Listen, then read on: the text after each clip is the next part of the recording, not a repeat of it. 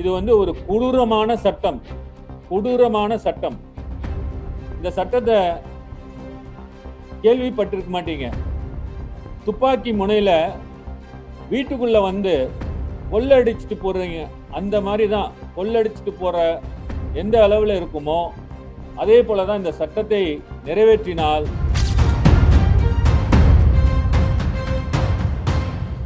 ஆச்சி மசாலா எந்த சமையலும் ருசி தேடும் ரகசியம் 20 ரூபாய்.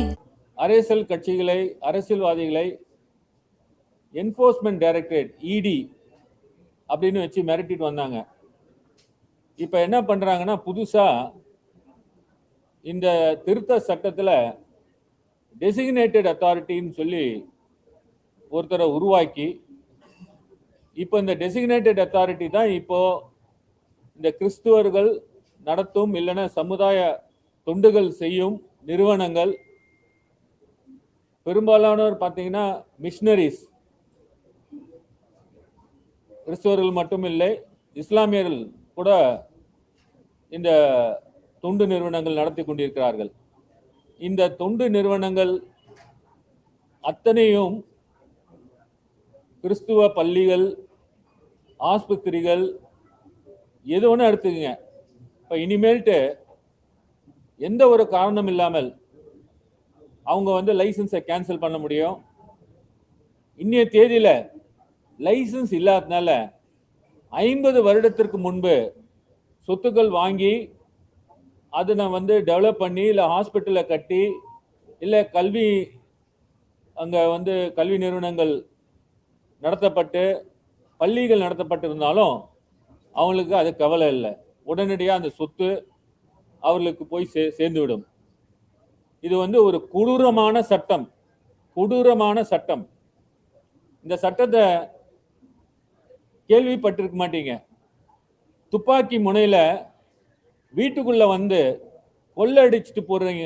அந்த மாதிரி தான் கொள்ளடிச்சிட்டு போற எந்த அளவுல இருக்குமோ அதே போலதான் இந்த சட்டத்தை நிறைவேற்றினால் இன்று தொண்டு நிறுவனங்கள், கிறிஸ்துவ, அதுவும் முக்கியமா பார்த்தீங்கன்னா கிறிஸ்துவ தொண்டு நிறுவனங்கள், பள்ளிகள், கல்லூரிகள், ஆஸ்பத்திரிகள், ஆர்ஃபனேஜஸ், அதே போல அந்த சைல்டு வெல்ஃபேர் சம்பந்தப்பட்ட நிறுவனங்கள் எல்லாமே அரசுக்கு போய் சேரும்படியாக இப்படி ஒரு சட்டம் கொண்டு வருகிறார்கள். வெஸ்டிங் அப்படின்ற ஒரு வேர்டை யூஸ் பண்றாங்க. அதே போல டீம்டு சிசேஷன், அதாவது உங்களுடைய லைசன்ஸை ரினியூ பண்ணலன்னா டீம்டு சிசேஷன், அதே போல அந்த லைசன்ஸ் ரினியூ பண்ணலன்னா சொத்துக்கள் உடனடியாக அடுத்த நொடியே அரசுக்கு போய் சேரும். இது கூட நீங்க பார்த்திருப்பீங்க, த லேண்ட் அக்விசிஷன் ஆக்ட், நிலம் கையாடல், அந்த நிலம் கைப்பற்ற சட்டம், நிலத்தை எடுக்கிற சட்டம், அந்த சட்டத்தில் கூட உங்களுக்கு natural principles of natural justice follow பண்ணுவாங்க. உங்களுக்கு டைம் கொடுப்பாங்க, உங்களை கேட்பாங்க, அதிகாரி கிட்ட நீங்க முறையிடலாம், மேல் அதிகாரிக்கு போகலாம். ஆனா இங்க அப்படி கிடையவே கிடையாது. இதெல்லாம் எதுக்கு பாஜக இப்படி ஒரு சட்டம் கொண்டு வரார்கள்? கொடூரமான சட்டம். ஏற்கனவே இஸ்லாமியர் நண்பர்களுக்கு வக்ஃப் சட்டத்தில் திருத்தம் கொண்டு அவர்களை சொத்துக்களை அடித்து பிடுங்கினார்கள். இப்பொழுது என்னன்னு பார்த்தீங்கன்னா, இது கிறிஸ்துவர்கள் அவர்களுடைய தொண்டு நிறுவனங்களுடைய சொத்துக்களை அவங்க அடித்து பிடுங்க காரணம் என்னன்னா, ஏழைகள் பயன்பெறக்கூடாது.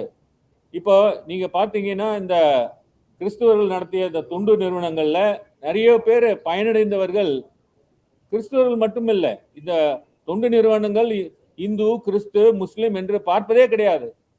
உங்க வீட்டுல யாராவது நீங்க பார்த்தீங்கன்னா, உங்க பிள்ளைகள் யாராவது ஒருத்தர் ஒரு மிஷினரி ரன் பண்ண ஒரு ஸ்கூல்ல படிச்சிருப்பாங்க. இந்தியாவிலே பார்த்தீங்கன்னா 75 ஆண்டுகளாக அதுவும் அந்த கல்வியில கல்லூரிகள்லாம் அதிகமாக பங்கேற்று மக்களை ஒரு நல்ல ஒரு நிலைமையில கொண்டு வந்தவர்களோட கிறிஸ்துவர்களுக்கு ஒரு பங்கு உண்டு. இப்பொழுது இவர்கள் என்ன காரணம் சொல்லுகிறார்கள்?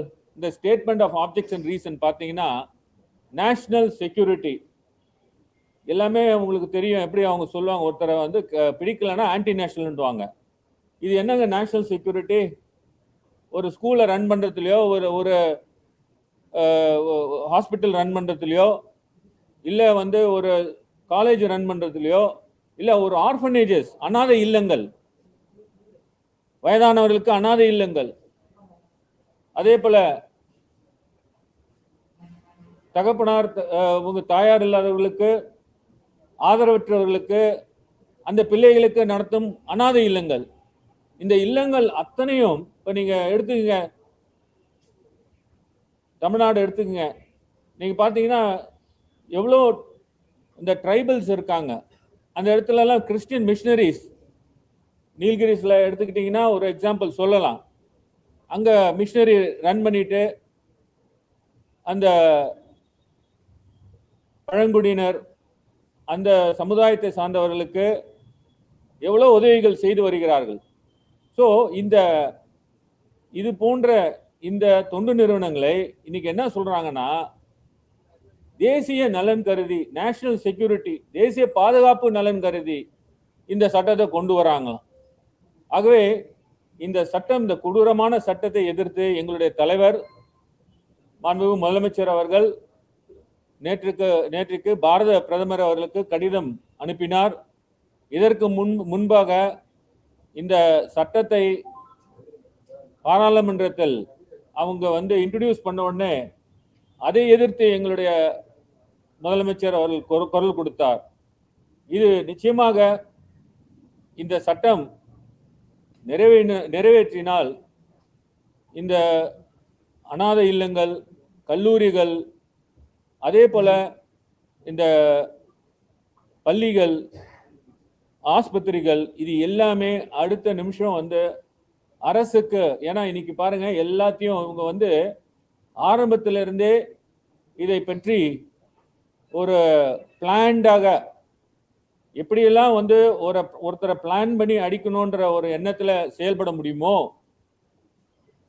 2014 இருந்து திரு மோடி அவர்கள் ஆட்சிக்கு வந்தவுடன் முதல்ல சட்ட திருத்தம் என்று சொல்லி 2020 ஒரு திருத்தங்கள்லாம் கொண்டு வந்தாங்க.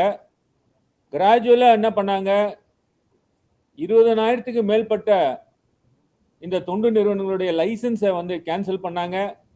ஒரே ஸ்ட்ரோக்ல பாத்தீங்கன்னா கிட்டத்தட்ட 2,500 கிறிஸ்துவ தொண்டு நிறுவனங்களுடைய லைசன்ஸை ரினியூ பண்ணல, கேன்சலும் பண்ணாங்க. அதை எதிர்த்து வழக்குகள் போட்டா வழக்கை இழுத்தடிச்சார்கள். எந்தவித அவர்களுக்கு வந்து ரிலீஃபும் கொடுக்க விடாம எப்படியெல்லாம் தடுக்க முடியுமோ அப்படி தடுத்தார்கள். ஆச்சி மசாலா. எந்த சமையலும் ருசி தேடும் ரகசியம் 20 ரூபாய்.